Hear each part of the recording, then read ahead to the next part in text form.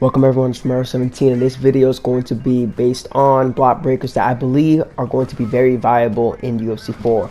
Now in UFC 4, if you guys have had the honor of playing the beta, you know that there's a weaker block, there's more damage. The intercept strikes were not working. People were able to kind of just blow through whatever punches that they could and just fire out shots, but obviously that's going to get tuned along with the stamina.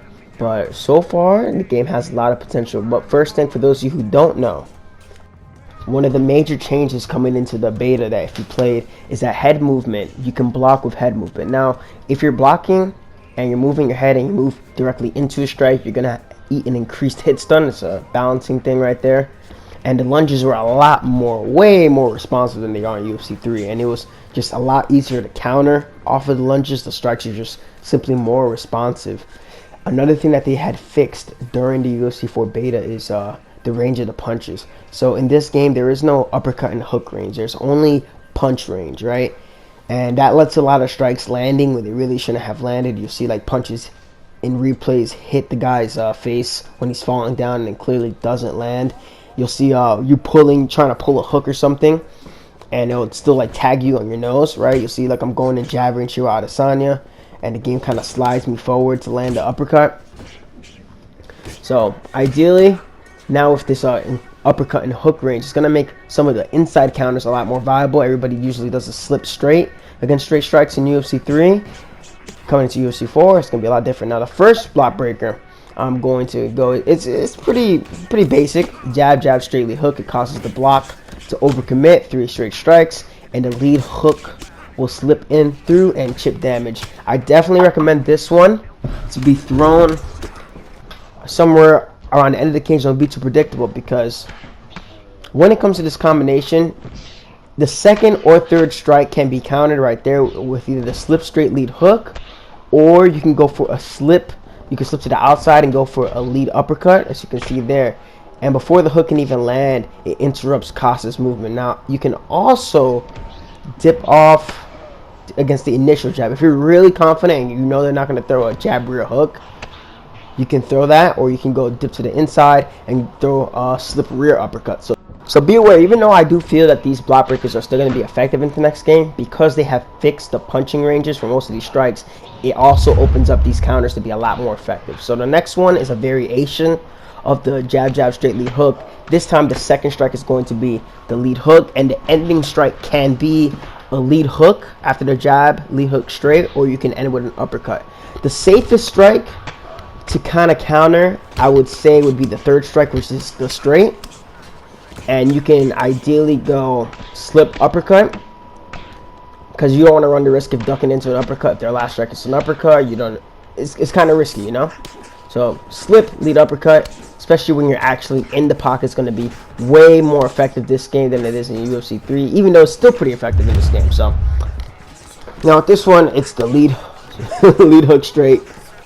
Lead hook straight, or you can do like the inverse of that and the straight lead hook.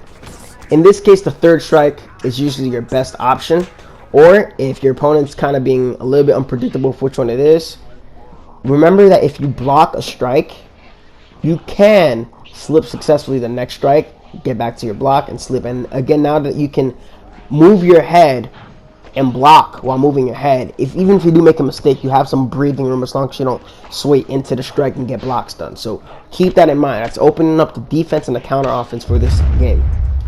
So with this next combination here, this is going to be the jab, straight lead hook, and then the fourth strike is going to be whatever you see your opponent doing. This is what it's likely going to be. This is going to be one of the more effective combos, especially when somebody's hurt. It's going to be jab, straight, lead hook, hook. It can do jab, straight, lead hook, rear uppercut. It can do jab, straight, lead hook, cross.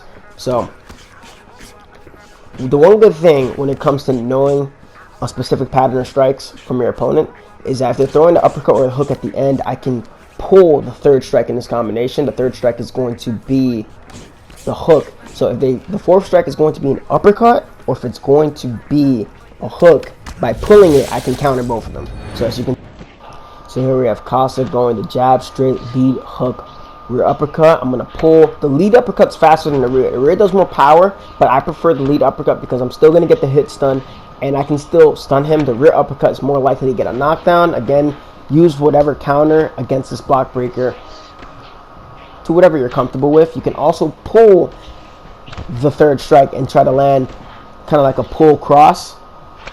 But for me, the safer option is going to be the lead uppercut.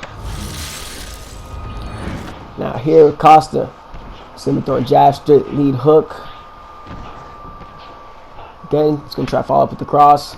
It's going to cancel him out there. So even if it's the cross, if I'm in punching range, now that we have our own proper ranges, I can still duck the hook. I can still pull the hook. If he's really up close and trying to follow up with a straight, it's going to cancel him out. Now, with the addition of now the split stats with the kick speed and kick power, I do think that now kickboxing combo is going to be a lot more viable. UFC 3 is mainly boxing oriented with a few kicks thrown here and there, but now that kick power is separated from punch power, right? Now they're not all bundled up. I do think that these combos are going to be a lot more viable heading into this next game. Now, a little tip when it comes to kickboxing combinations, especially if you have kickboxing level 4, whatever 4-piece combo that you have when it comes to punches, you're likely going to be able to throw a kick at the end of it, right? You see right there? I don't even have to really get in depth there, because obviously in this case, when it comes to kicks, you can back lunge out of it. You can duck a head kick if you feel it's coming. But if you notice, like, just along with all these other changes when it comes to range with this new game, that you can see that you can throw, you can feint, and you can slip out of your feints a lot more responsibly. You can do so much more, that basic things that should have been working in UFC 3, now that they're working, I truly believe that the player base is going to benefit from this, and we're going to see a lot of good players take this opportunity and rise from it. There's going to be a lot more competition for sure.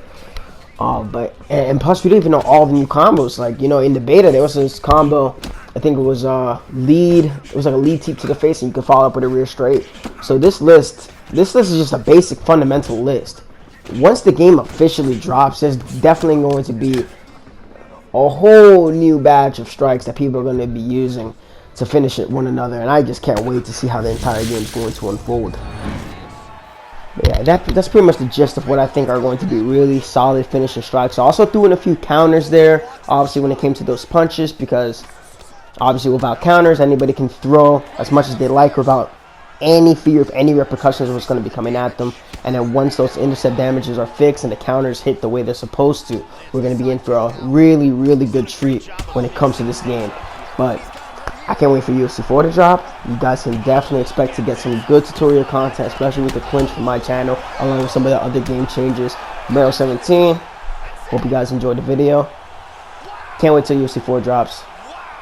I'm out of here.